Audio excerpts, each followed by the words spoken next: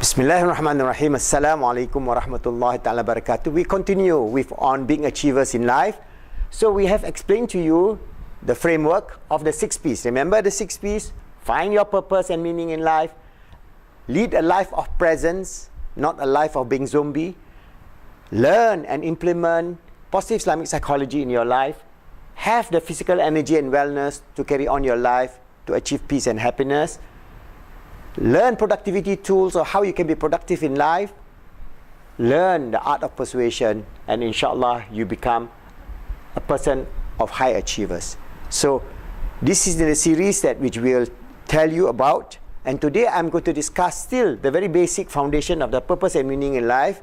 Finally, I'll draw you on to being the Khalifah of Allah, but generally speaking, what would be our life, say, if you are 20 years old? Imagine your life at 70 or 80 years old, towards the end of your life. What kind of life do you want? Because at 20 years old, you are already reasonably matured. You know what is your maybe some idea of what you want to do in the future, what you want to contribute to the world, what you want to have in your life as a person. So it is important for us to project at the end of our life, what would be our purpose and meaning of existence now?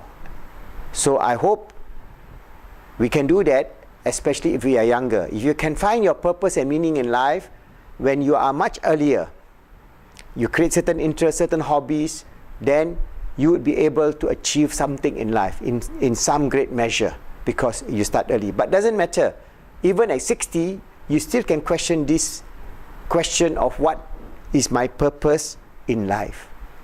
So at 16, for example, you're already retired. Are you just going to laze around doing nothing, waiting for death? Or are you going to contribute back to the world based on your experience? For example, you may be, for your 60 years, you have a career in, for example, in IT or in maybe teaching.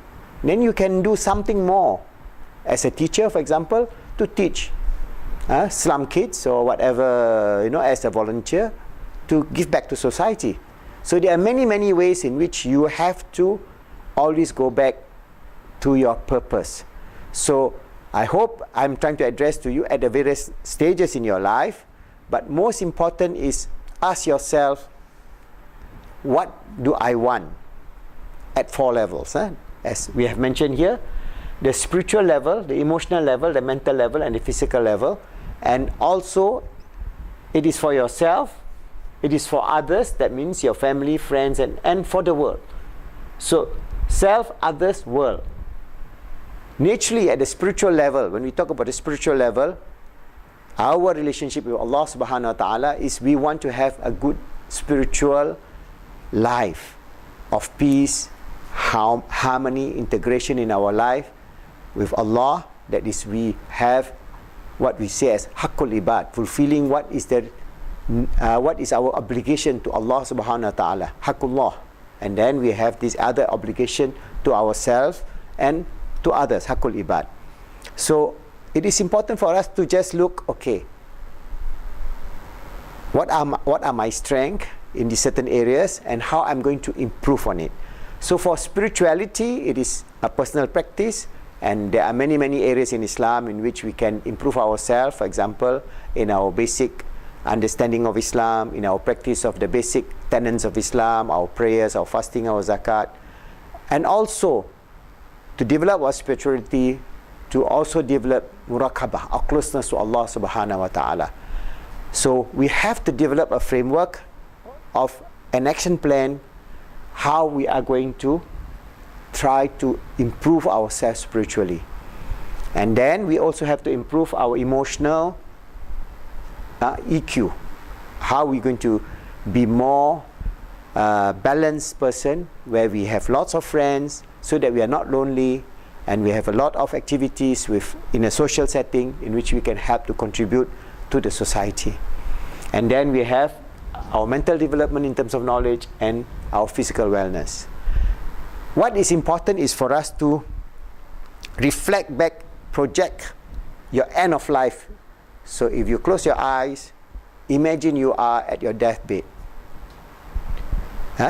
Try to do this little exercise after this talk, and you can do this for a number of times. All right, regardless of what your age group now, that means whether you are 15 years old, or whether you're 20 years old, whether you're 60 years old, as long you're still healthy, you can think, you can reflect, you can change.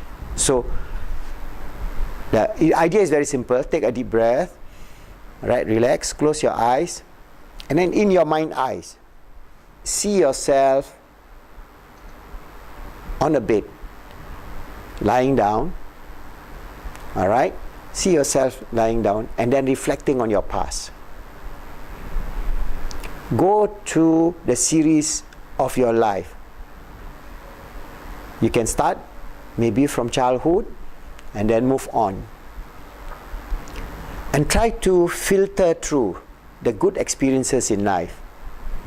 Naturally, some of the flashback may be negative, but try to see the positive aspects of your life. Because here, we are not talking about therapy, but we are talking about reflection.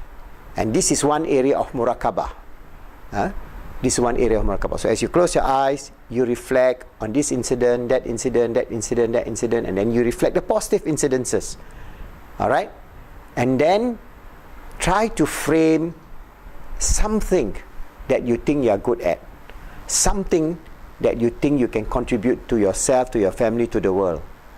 And when you do that, you flash back at your deathbed, lying down, you'll be able to smile. All right?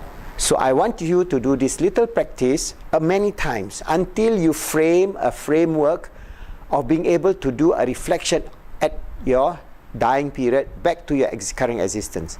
So that gap now will give you the ample time for you to try to do something.